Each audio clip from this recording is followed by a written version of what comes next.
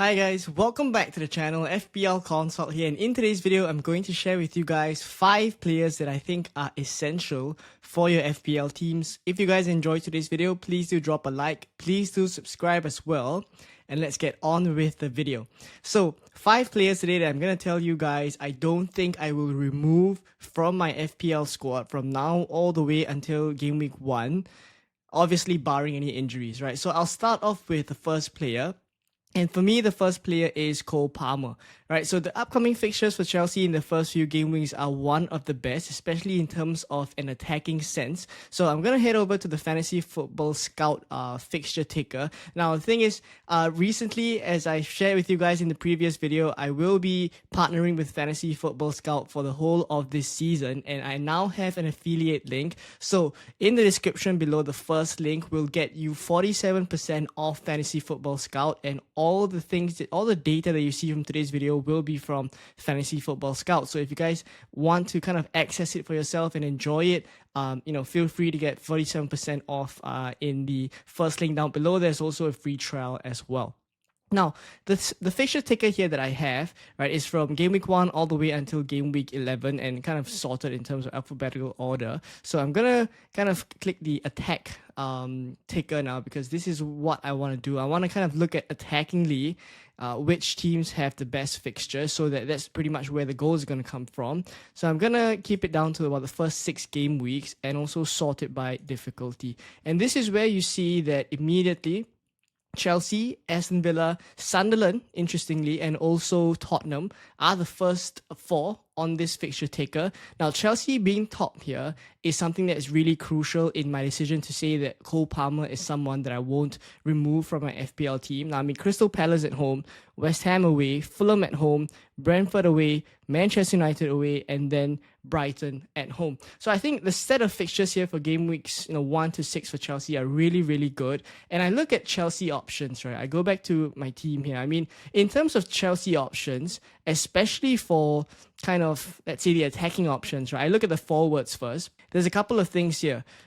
João Pedro is what we think going to be the first choice number 9, but Delap still exists, right? Liam Delap is a really quality player, and could he take some minutes off João Pedro? It's not impossible. Nicholas Jackson could be on his way out, we don't really know, but for the time being, he is still suspended for game week 1 because of the red card he got in game week 37 last season. So honestly, with each of these forwards, there are kind of some issues here. And then obviously Mark Gooby is gone to Sunderland now, so not an option for Chelsea. So really in the forward department, aside from João Pedro, who's a little bit of a minutes risk, I don't think we can kind of trust him too much. So then we go to the midfield, and this is where Cole Palmer is obviously the standout midfielder, right? 10.5 million, he's on penalties, and yeah, I mean, it speaks for himself. The only thing I'd say about Cole Palmer is the performances from last season, the second half of last season in particular in the Premier League, was not super convincing,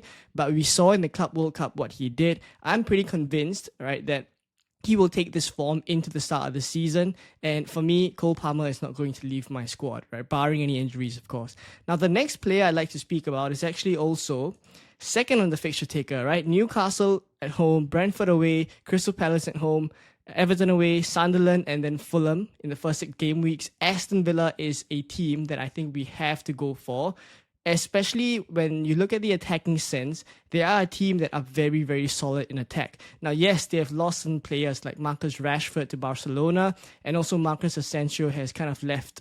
He was on loan in Aston Villa last season. He's gone back now. So I do think that when I look at the Aston Villa team, especially in pre-season so far, it's pretty much been the Morgan Rogers and Ollie Watkins show, right? Both of them have scored 2 goals in as many games, right? In 2 games that they had preseason, both of them have scored 1 goal in each of those games. So I think it's pretty clear to see that both of them are the key players for Aston Villa, and especially in attack. I look at Morgan Rogers, especially at that price point, 7 million, compared to Ollie Watkins, who's at 9 million. I think Morgan Rogers is just so good value. He is one of Unai Emery's favorite players, and he's just so good for minutes, right? 90 minutes for sure.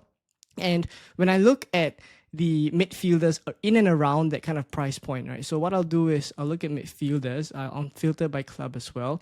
And kind of bring it down to, let's say, the 8.5 million midfielders, because the 8.5 million midfielders includes Florian Wirtz and also Marmoush, right? So across kind of this, I'd say from 8.5 all the way until 6.5 million midfielders, if I just take a scroll down here, there's a number of these midfielders that I would say I wouldn't prefer to Morgan Rogers. I'd say I still go for Rogers ahead of them. So Florian Wirtz, probably among this list of players, is someone that can compete for Rogers in this spot for my midfield. But the only thing is he's 1.5 million more expensive. So let's take him out of the equation. Marmoush, great player. I do think he's slightly undervalued as well by FPL this season at 8.5 million. But is he nailed for minutes? As good as Rogers? I don't think so. Son is on his way out of Spurs. Odegaard, I don't think he's as good for attacking returns, though he could be on some penalties. But now that Gyökeres is here, maybe he wouldn't take penalties off Saka. It could be down to Saka and Gyökeres to fight it out. And Bumo, his role is going to change in Manchester United. I think he's a bit of a trap. Foden, again, minutes risk. Cunha, he's now listed as a midfielder in Manchester United, but the thing is, what will his role be? We don't really know, too much uncertainty, so I'll still pick Rogers here. Eze, 7.5 million is pretty okay, but is he going to stay at Crystal Palace? And the fixtures are actually pretty tricky for the first few, right? Chelsea, Nottingham Forest, Aston Villa. Sunderland and West Ham is pretty good, but they run into Liverpool after that as well. So again, compared to Rogers, I pick Rogers.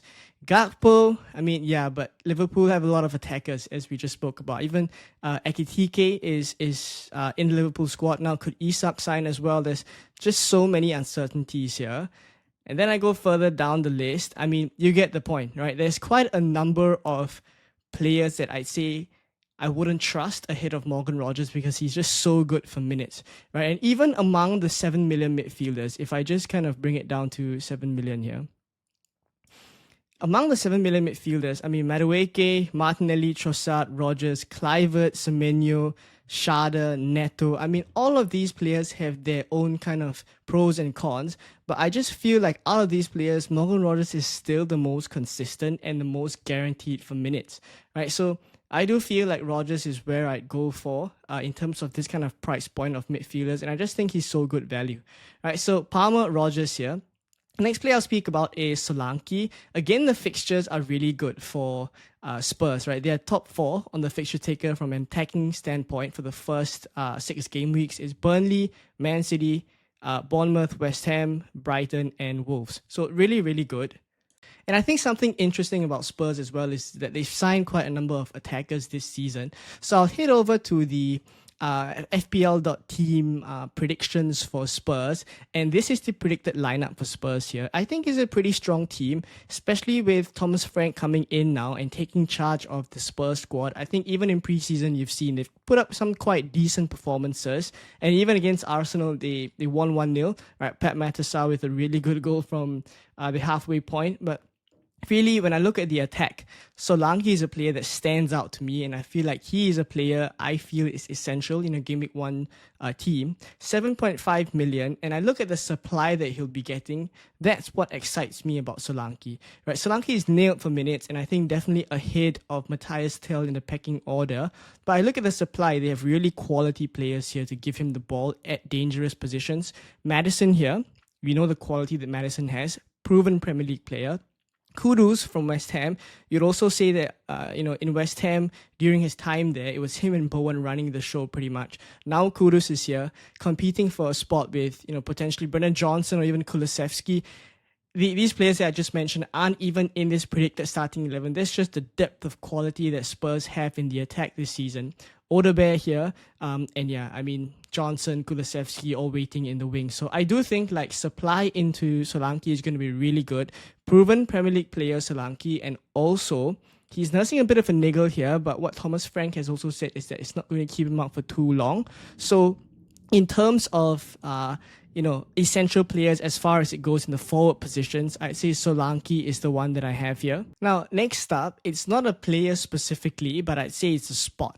Right, it's a 9 million forward spot that I think is essential. So I won't say that Gyökeres is is an essential player, because I think you could go elsewhere with this pick here. You could very well, let me just unfilter it and go into the forwards here now. You could pretty much go from Gyökeres to Watkins if you prefer to start with Watkins. But what I say is just the forward position here at a 9 million price point is pretty essential. And I say this for a couple of reasons, right? If I filter by the forwards now, there's Haaland at 14 million. There's Isak at 10.5. The next highest is the 9 million bracket already. And why I think it's essential is because when you're building your draft, if you start with a 9 million priced forward, naturally the other areas of your squad will try to account for that and accommodate by going for slightly cheaper players elsewhere. Say, for example, in this draft, I have Anderson here. I have also a really cheap midfielder in a Ramsey here from Burnley. But you get the point, right? That your squad structure will suit a 9 million midfielder now, such that in the future moving forward, when you want to move upwards to Isak, for example, who is 1.5 million more expensive, or to Erling Haaland even, it is slightly easier to reach as compared to going from someone like a Welbeck or Solanke all the way up to Isak or Haaland. So you get the point. I think the slot here, having a 9 million price forward, is quite essential. So I would say starting the season either with Gyökeres or Watkins is likely what I do. For now, I have Gyökeres because I think I will have quite a bit of a FOMO if I go into game week 2 without any Arsenal attackers. So 9 million spot, again, what I think is essential. So we've spoken about 4 players now. It's Palmer, Rodgers, Solanke, and a 9 million forward spot. And I've saved the best for last, because I think the most essential player is not even Mohamed Salah. I would say that James Tarkowski at 5.5 million, for me, is a player I think will not leave my draft all the way until game week 1, 100%. Now, I say this because I've discovered some interesting stats, again, from Fantasy Football Scout. Now, Tarkowski is at 5.5 million. Fixtures are really, really good. And I cannot believe that he's only 4.9% owned in terms of drafts by FPL.team. I mean, I look at Tarkowski as a player that could pretty well pick up quite a number of clean sheets here. I do rate the Everton defense under David Moyes, but what gets me is the defensive contributions that I think a lot of people are kind of sleeping on. So I head over to Fantasy Football Scout now, and this is what I have here, the stats for defenders for the 24-25 season, And in terms of fantasy stats here, I filtered by defensive contribution points. Tarkowski tops it at 44 points for last season.